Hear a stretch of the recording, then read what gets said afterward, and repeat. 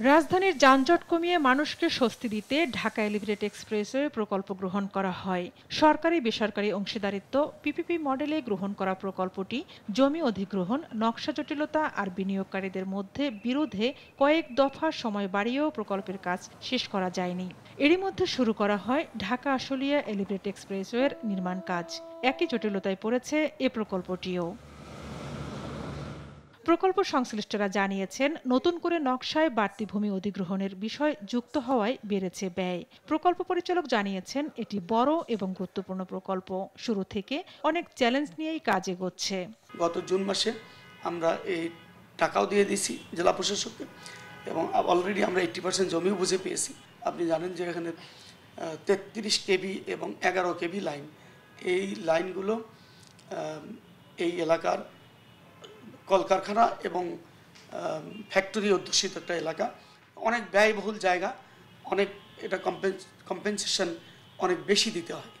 তো সে কারণে আমরা এই ইলেকট্রিক তারগুলোকে জমি অধিগ্রহণ করে করতে পারিনি, অনেক টাকা বেশি লেগে যাবে। সে কারণে আমরা এটাকে পল্লী বিদ্যুতের সাথে আলোচনা করে আমরা আন্ডারগ্রাউন্ড করে এইচডিডি পদ্ধতিতে এটা কাজ করতেছি।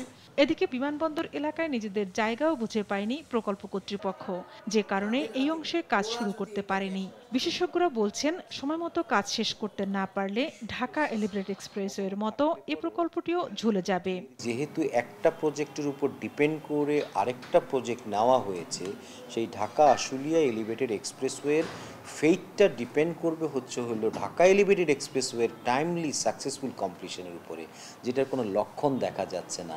আখেরে না দুইটা প্রজেক্টই সিক হয়ে যায়, কারণ একটা ট্রাফিক আরেকটা নিয়ে যাবে, ধারাবাহিকভাবে সে সার্ভিসটা দিত। ধারাবাহিকতায় যদি ছেদ পড়ে যায়, ব্রেক পড়ে যায়, তাহলে কিন্তু পরের প্রজেক্টটাও ফিনান্সিয়ালিও ভায়াবল হবে না এবং আমাদের ফাংশনালও হবে না।